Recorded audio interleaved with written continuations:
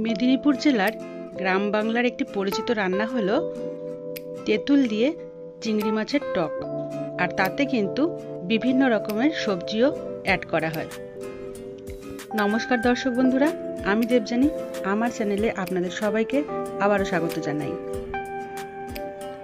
আজ নিয়ে হাজির হলাম মেদিনীপুর জেলার একটি বিখ্যাত রেসিপি চিংড়ি মাছের টক।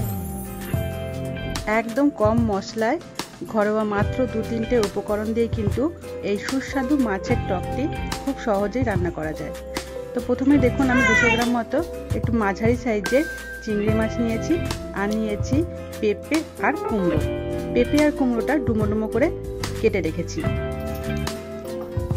তো প্রথমে আমি মাছগুলোকে হালকা ভেজে নেব। তার জন্য কড়াইতে রান্নার তেল দিয়ে দিলাম। তেলটা গরম হওয়ার পর দিয়ে দিলাম খোসা ছাড়ানো মাছগুলোতে নুন আর হলুদ দিয়ে মাঝারি আঁচে 2 থেকে 3 মিনিট নেড়ে চেড়ে ভেজে নেব। একঘেয়েমি চিংড়ি মাছের রান্না খেতে যখন ভালো লাগবে না, তখন কিন্তু এই চিংড়ির টকটা কিন্তু মুখে রুচিও আসবে আর খেতেও কিন্তু ভালো লাগবে। এই চিংড়ি মাছের টকটার বিভিন্ন রকম উপকারিতাও আছে। প্রথমে এই রান্নাটা হয় পাকা তেঁতুল দিয়ে, তাই পাকা তেঁতুলের আর পুরনো তেঁতুল যদি সংরক্ষণ করা হয়ে থাকে, সেই পুরনো তেঁতুলের টক দিয়ে কিন্তু এই চিংড়ি মাছের টকটা মেদিনীপুর জেলার লোকেরা কিন্তু রান্না করে থাকে। তো এই টকটার গুণাগুণ হচ্ছে কোষ্ঠকাঠিন্য যেরকম দূর করে, পাশাপাশি আমাদের মুখে যদি রুচি না থাকে তখনও কিন্তু এই টকটা খেতে দারুণ লাগে। তো প্রথমে দেখুন মাছগুলো ভেজে নেওয়া হয়ে গেছে। এরপরে 5 ফোড়ন আর শুকনো লঙ্কা আমি তেলেই ফোড়ন দিয়ে দিয়েছিলাম মাছ ভাজার পরে যে তেলটা ছিল। তারপরে এখন দিয়ে দিলাম সবজিগুলো ডুমো ডুমো করে আগে কেটে রেখেছিলাম, কোনো রকম নুন টুন দিইনি। এখন দেখুন এখানে পুরনো পাকা তেঁতুল, যেটা আমি আগে থেকে জলে ভিজিয়ে রেখেছিলাম, সেই তেঁতুলটাকে হালকা চটকে প্রথমে কিছুটা তেঁতুল জল দিয়ে দিলাম। এরপরে এমনি প্লেন জল দিয়ে নুন আর হলুদ দিয়ে এই সবজিটা ঢেকে দেব সেদ্ধ হওয়ার জন্য। কুমড়ো আর পেঁপেটা কিন্তু এই তেঁতুলের টকেই সেদ্ধ হবে।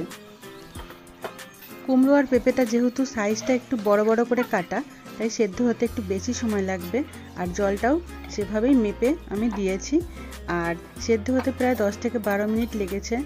আর এখন দেখুন এর মধ্যে চিংড়ি মাছটাও কিন্তু আমি অ্যাড করে দিয়েছিলাম। 10 থেকে 12 মিনিট পর ফিরে এলাম। এখন দেখে নেব সবজিগুলো কিছুটা সেদ্ধ হয়েছে কিনা। সবজিগুলো প্রায় সেদ্ধ হয়ে এসছে। এই মুহূর্তে আমি আগে থেকে যে তেঁতুল জলটা দিয়েছিলাম, খানিকটা দিয়েছিলাম, এবার পুরো তেঁতুলটাই চটকে পুরো তেঁতুলের কাঠটা দিয়ে দিলাম।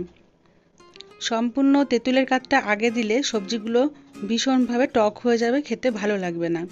তাই দ্বিতীয়বার টকটা কতটা লাগছে সেটা চেখে নিয়ে তবেই কিন্তু তেঁতুল জলটা আমি দিয়েছি।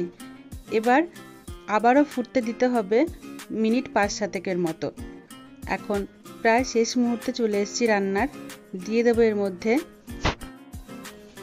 1 চামচ মতো সর্ষের তেল। সর্ষের তেলটা কিন্তু একটা আলাদা স্বাদ আনবে। আর অনেকেই এই টকেতে সামান্য চিনি ব্যবহার করে, তাতে একটু মিষ্টি মিষ্টি খেতে লাগে, সেটাও খারাপ লাগে না। আপনারা চাইলে এখানে চিনিও অ্যাড করতে পারেন। তো বন্ধুরা, এই ছিল আমার আজকের রেসিপি কেমন লাগলো কমেন্ট বক্সে অবশ্যই লিখে জানাবেন। রেসিপিগুলো যদি ভালো লেগে থাকে তাহলে লাইক, কমেন্ট আর শেয়ার করে দেবেন। আর আমার চ্যানেলের নতুন বন্ধু হয়ে থাকলে চ্যানেলটা সাবস্ক্রাইব করে পাশে থাকবেন আরও অন্যান্য রেসিপি পাওয়ার জন্য। ধন্যবাদ। সবাই ভালো থাকবেন, সুস্থ থাকবেন।